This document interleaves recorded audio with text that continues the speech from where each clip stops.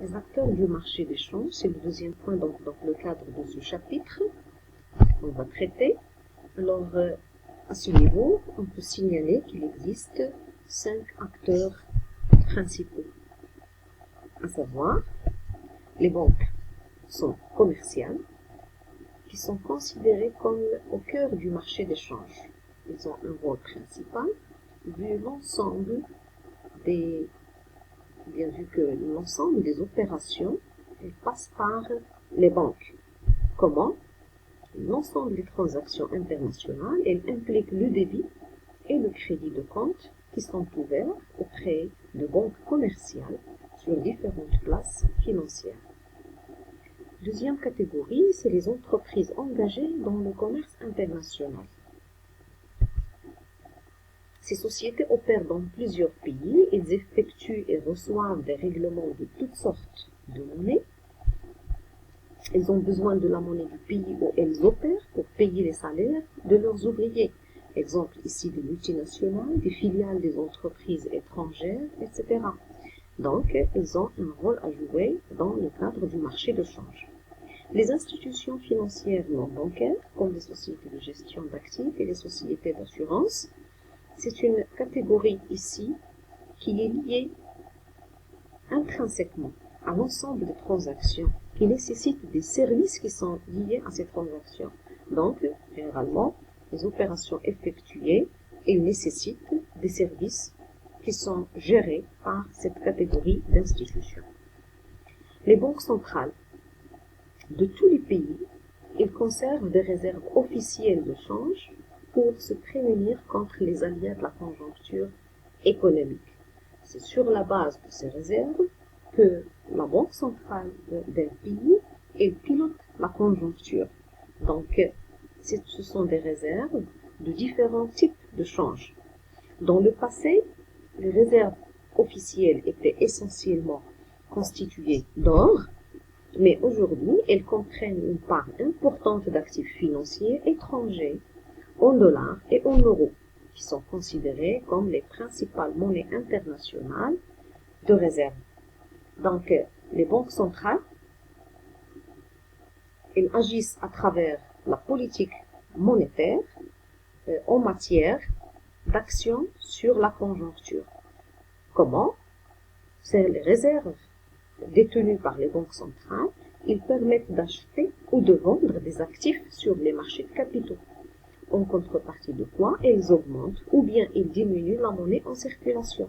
Donc c'est un outil parmi les outils de la politique monétaire, comme vous l'avez déjà étudié. Donc il s'agit des interventions officielles sur le marché des changes. Et donc ces interventions constituent des repères pour les autres acteurs qui attendent les actions des banques centrales pour deviner les politiques macroéconomiques futures qui pourraient affecter les taux de change. Et donc, elles utilisent des anticipations par rapport aux actions qui seront susceptibles d'être menées par la banque centrale et par rapport à ça, ils agissent ou bien ils réagissent. Donc, le cinquième type de ces acteurs, c'est les ménages. Ici, le cas, par exemple, des touristes qui achètent des devises au niveau du guichet de leur hôtel, même si la part ici est faible de cette transaction, on les considère ainsi aussi comme des acteurs. Donc, les transactions s'effectuent en espèces dans la totalité des échanges de monnaie, donc ils ont une part qui est très faible. Donc, passons aux caractéristiques du marché des changes.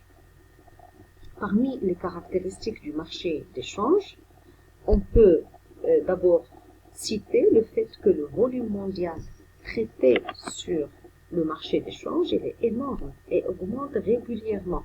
Pourquoi? Pour la simple raison que la mondialisation, elle s'accélère. Elle est continue. C'est un processus continu en termes de taille et en termes de nombre de pays qui adhèrent à travers l'augmentation donc des transactions et des opérations effectuées avec l'extérieur. Donc les échanges de monnaie se font sur de nombreuses places financières. Et il existe plusieurs à travers le monde. On cite ici les places qui accueille les plus gros volumes d'échange de monnaie, à savoir Londres, c'est dans le même ordre. Donc c'est Londres d'abord, puis New York, puis Tokyo, Francfort et Singapour. Donc voilà les grandes surfaces ou les grandes places financières.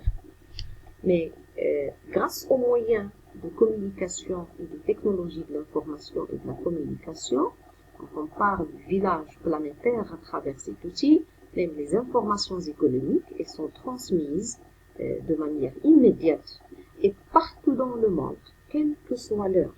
Et donc, ça facilite beaucoup la communication à l'échelle internationale en la matière.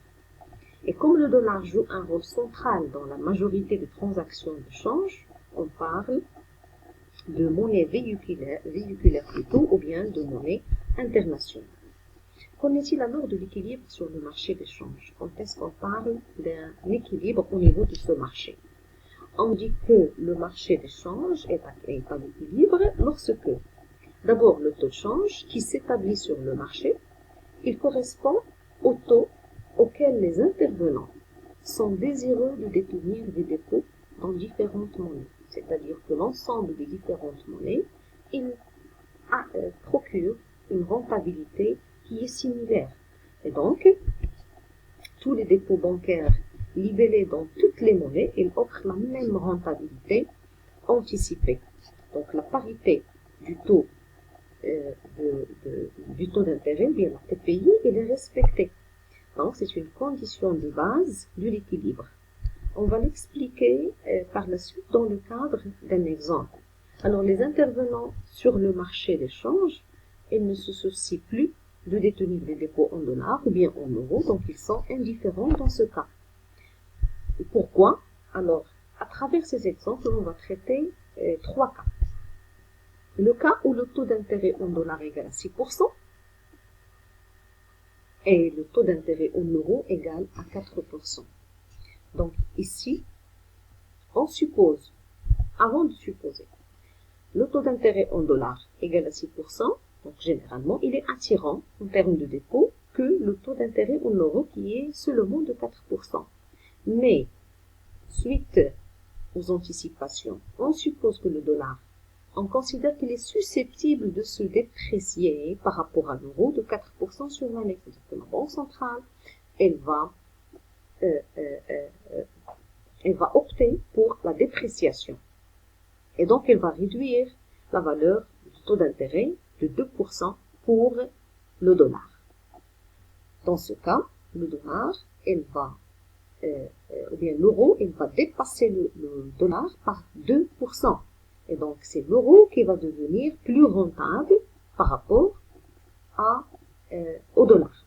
Donc, la rentabilité anticipée des dépôts en euros, elle va dépasser de 2% le taux anticipé des dépôts en dollars. Donc, vu que les investisseurs préfèrent détenir les actifs les plus rentables, dans ce cas, aucun investisseur ne voudrait détenir des dollars ou bien des dépôts en dollars.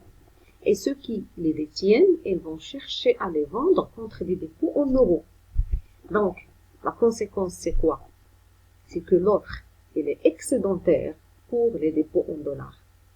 Et la demande devient excédentaire pour les dépôts en euros sur le marché des changes. Et donc, le marché, elle va subir la loi de l'offre et de la demande, que ce soit du côté du dollar ou bien du côté de l'euro. Mais donc, il paraît qu'il n'est pas équilibré. Donc, le taux, comme deuxième cas, le taux d'intérêt en dollars égale à 3% et le taux d'intérêt en euros égale à 4%. Donc, à première vue, c'est l'euro qui est plus rentable, 4%, plus par rapport au dollar qui est seulement de 3%. Mais, avec le rôle toujours des anticipations, on suppose que le dollar il est susceptible de s'apprécier par rapport à l'euro de 2% au cours de l'année à venir. Donc, à ce moment-là, le dollar, elle s'apprécie de 2 points. Donc, la rentabilité du dollar va dépasser de 1% celle des dépôts en euros. Et donc, personne ne voudra détenir des dépôts en euros. Donc, il y a donc une offre excédentaire pour des dépôts en euros et une demande excédentaire pour les dépôts en dollars, toujours la règle ou la loi de l'offre et de la demande qui va ajuster la situation. La troisième étape, ou bien le troisième cas, c'est lorsque le taux d'intérêt en dollars égale à 6% et le taux d'intérêt en euros égale à 4%. Ici, on suppose que le dollar est susceptible de se déprécier par rapport à l'euro de 2% au cours de l'année. Qu'est-ce qui va se passer? Donc, les dépôts en dollars et en euros, ils vont offrir la même rentabilité anticipée. Et donc, ça sera 4% les deux. Là, les intervenants sur le marché d'échange, ils ne se soucient plus de détenir des dépôts en dollars ou en euros. Ça sera la même chose. Ils seront indifférents par rapport aux deux monnaies, ou bien aux deux, c'est-à-dire aux deux monnaies. Lorsque les rentabilités donc anticipées des dépôts sont identiques, c'est-à-dire lorsque la parité des taux d'intérêt s'applique, le marché ne présente aucun excès d'offre ni aucun excès de demande. Donc, il est à l'équilibre. Donc, le marché d'échange est à l'équilibre si et seulement si la condition de parité des taux d'intérêt est satisfaite. Tout simplement, il faut qu'il y ait cette parité, cette indifférence pour les investisseurs de détenir n'importe quelle monnaie parce que elles ont la même rentabilité. C'est dans cette condition qu'on parle de l'équilibre. Et donc, pratiquement, c'est généralement rare qu'on assure une telle situation. Donc, toujours, il y a donc des hauts et des bas au niveau du marché de change, des offres excédentaires d'une monnaie par rapport à une autre, et des demandes, des orientations selon les anticipations, d'où l'importance des banques centrales à ce niveau, qui constitue la référence, je répète, par rapport à l'ensemble des autres acteurs qui attendent donc les actions ou bien les politiques amenées par la Banque centrale pour arriver finalement à décider pour s'orienter vers un tel taux ou bien un autre. Voilà, je vous remercie. C'est la fin donc de ce deuxième chapitre et on va se voir dans le cadre du troisième chapitre sur le système monétaire international.